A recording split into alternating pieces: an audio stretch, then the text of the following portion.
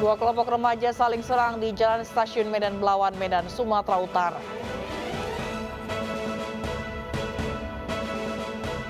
Wakil Ketua DPR Aziz Syamsuddin jadi tersangka kasus dugaan suap pengurusan perkara di Kabupaten Lampung Tengah.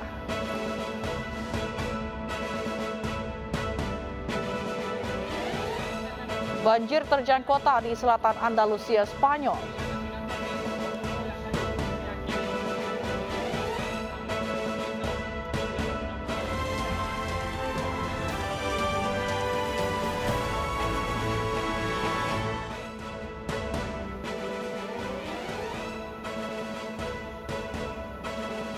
Halo, selamat pagi pemirsa. Kami hadir kembali dalam iNews Pagi melengkapi informasi Anda pagi hari ini. Selain 3 berita utama tadi, kami juga hadirkan beberapa informasi menarik lain. Di antaranya BMKG ingatkan warga tentang keberadaan cuaca ekstrim di sejumlah wilayah Indonesia sepekan ke depan. Bersama saya Fazilah Keronisa, inilah iNews Pagi selengkapnya.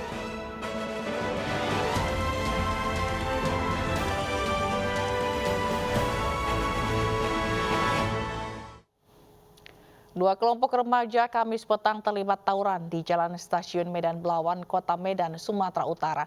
Polisi yang datang ke lokasi membubarkan tawuran remaja dengan menembakkan gas air mata.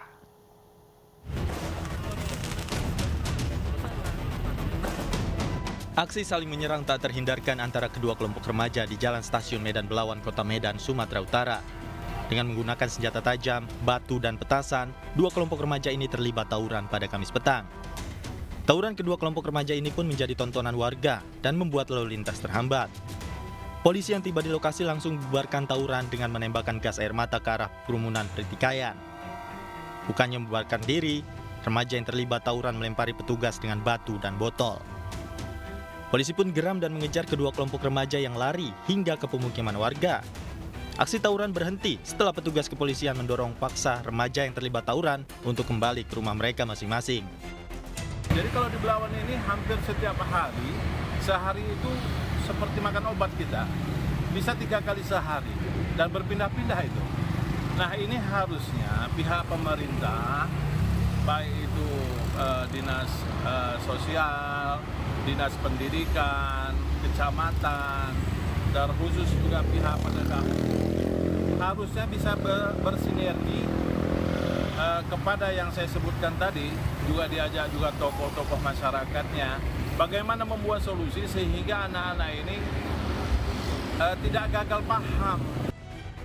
Dua kubu diketahui remaja kawasan Lorong Papan dan remaja kawasan Lorong Melati yang kerap terlibat tawuran. Akibat dari peristiwa ini, lalu lintas yang sempat mengalami kemacetan selama 2 jam lamanya. Dari Medan, Sumatera Utara, Yuda Bahar, iNews melaporkan. Berawal dari tantangan di media sosial, dua kelompok remaja di Bekasi, Jawa Barat tawuran dengan senjata tajam. Satu orang kritis akibat sabetan senjata tajam.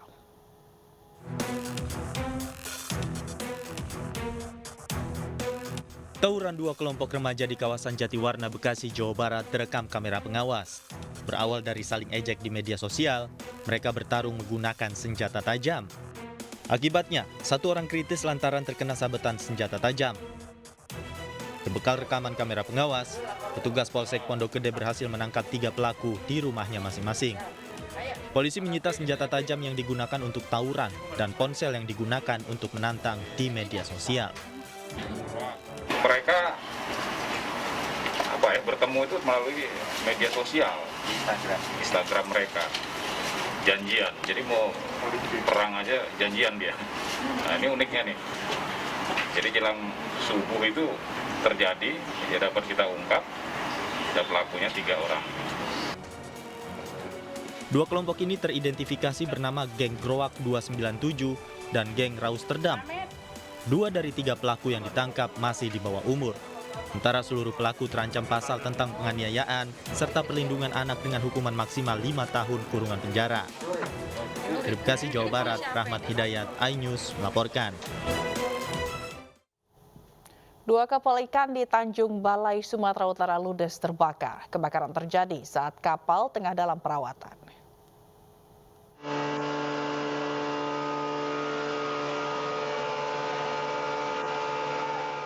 Api pertama kali berkobar membakar kapal motor Deli Asahan yang sedang bersandar di Tangkahan Gudang, Jalan Cendrawasih, Kelurahan Beting Kuala Kapias, Teluk Nibung, Tanjung Balai, Sumatera Utara.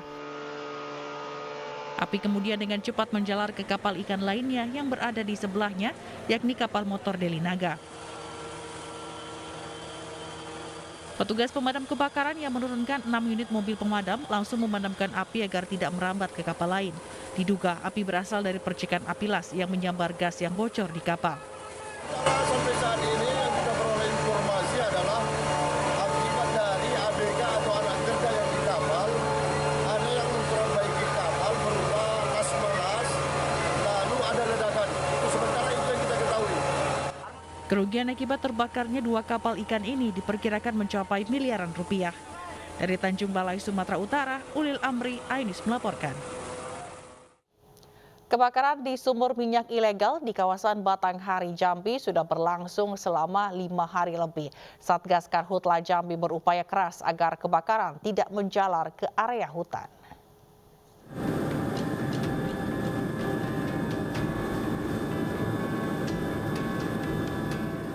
Hari kelima kebakaran sumur ilegal, asap masih mengepul tinggi di kawasan Batanghari, Jambi.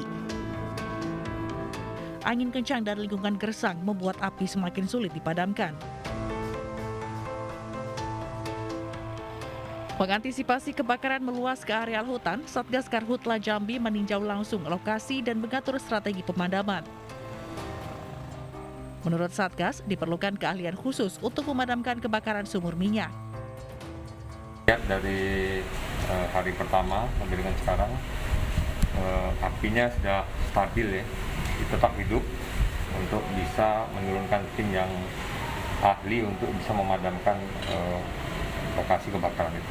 Nah, kalau yang tidak punya keahlian untuk memadamkan itu, yang paling bisa kita lokalisir sehingga apinya tidak membesar, ya, tidak mengarah kemana-mana. Sejumlah alat berat yang akan diterjunkan untuk pemadaman masih terkendala medan yang terjal. Satgas akan mengerahkan alat berat untuk membuka jalan dan memudahkan pemadaman. Tolak rumahnya disita, warga Kota Mataram adu mulut dengan petugas. Warga dan petugas karena merasa penyitaan tidak sesuai dengan putusan pengadilan. Ini supaya masyarakat tahu ya, putusan agama itu ada nggak yang membatalkan? Betul.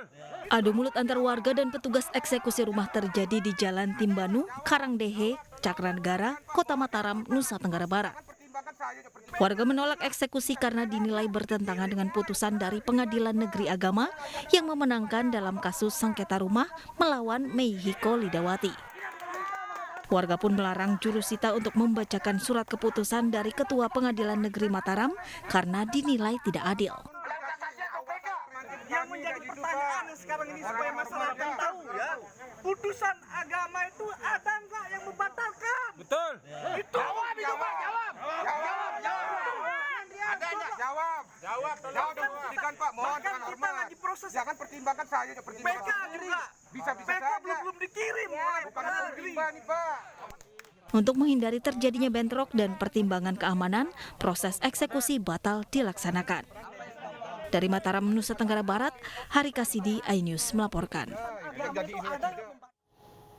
Pemirsa, sebuah pohon beringin tua tumbang di kawasan Duren Sawit, Jakarta Timur akibat diterpa angin kencang.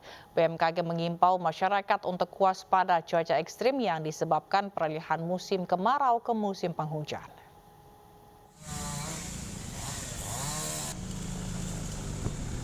Warga dan petugas PPSU Kelurahan Pondokopi Sudin Pertamanan mengevakuasi batang pohon beringin tua yang tumbang di Jalan Pondokopi Raya Duren Sawit, Jakarta Timur Kamis sore akibat diterpa angin kencang.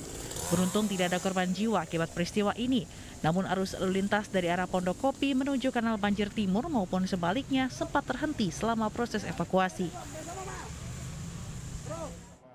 Mengenai fenomena angin kencang yang terjadi di Jabodetabek, BMKG mengimbau masyarakat untuk waspada dalam menghadapi cuaca ekstrim yang akan terjadi sepekan ke depan. Tidak menutup kemungkinan, hujan lebat disertai angin kencang akan terus terjadi dalam masa transisi dari musim kemarau ke musim hujan.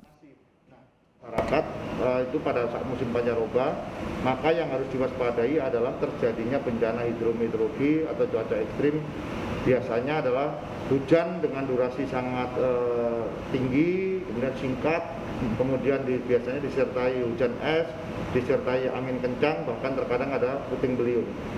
Demikian. Nah, kalau masalah sudah seperti itu, artinya masyarakat harus mengetahui manakala terjadi penumpukan terjadinya awan putih atau awan cumulonimbus yang tadinya putih dan berubah menjadi hitam, itu yang perlu diwaspadai. Tidak hanya di Pulau Jawa, potensi cuaca ekstrim juga terjadi di sejumlah wilayah lainnya di Indonesia, seperti Bali, Nusa Tenggara, Sumatera, hingga Kalimantan.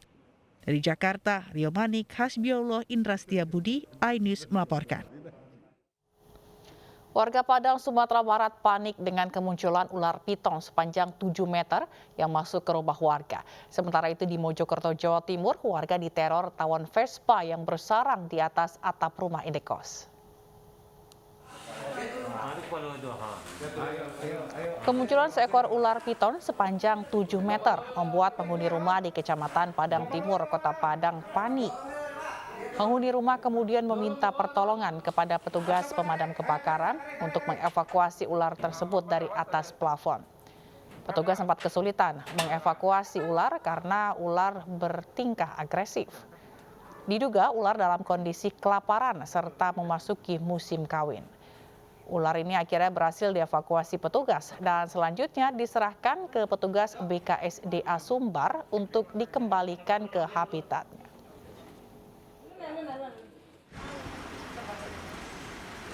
Di Mojokerto, Jawa Timur, petugas pemadam kebakaran diminta warga untuk mengevakuasi sarang tawon Vespa yang ada di atap sebuah rumah indekos.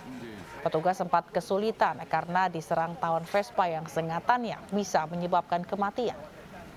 Akhirnya petugas menyemprotkan air hingga sarang bisa evakuasi dari rumah warga. Dalam sebulan terakhir, petugas damkar telah mengevakuasi 7 sarang tawon.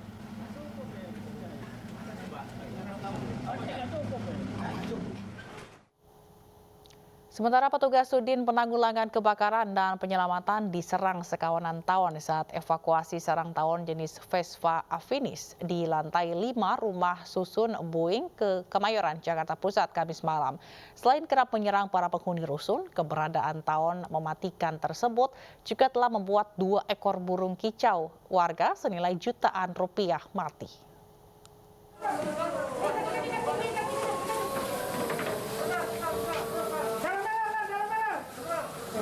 Sejumlah petugas Sudin Gulkarmat sektor Kemayoran langsung panik dan ketar-ketir saat diserang kawanan tawon Vespa afinis di lantai 5 Rusun Boeing Kemayoran, Jakarta Pusat, Kamis malam.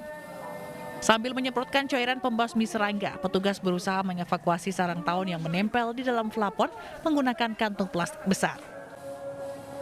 Kawanan tawon mematikan berdiameter sekitar 15 cm itu terpaksa dievakuasi lantaran keberadaannya yang telah meresahkan para penghuni rusun. Tidak hanya menyerang 8 warga dan tamu, kawanan tawon bahkan menyerang 2 ekor burung kicau senilai jutaan rupiah hingga mati. Petugas mengaku cukup kesulitan mengevakuasi mengingat keberadaan sarang yang berada di dalam plafon dan kawanan tawon yang merasa terusik bereaksi menyerang petugas. Kesulitan sih ada kesulitan karena kita harus membongkar plafonnya dulu karena lebah ada di dalam sarang di dalam plafon itu. Ini lebah di dalam ini bersarang udah berapa lama, Pak? Sarang lebah bersarang udah setahun lebih, udah ada madunya, udah membinasakan 2 binatang burung. Usai dievakuasi, sarang tawon tersebut kemudian dibawa petugas ke kantor damkar sektor Kemayoran untuk dimusnahkan. Dari Jakarta Pusat, Rani Sanjaya, iNews melaporkan.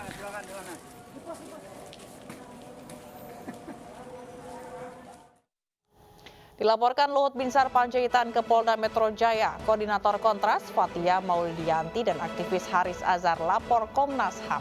Selengkapnya sesaat lagi, kami akan segera kembali.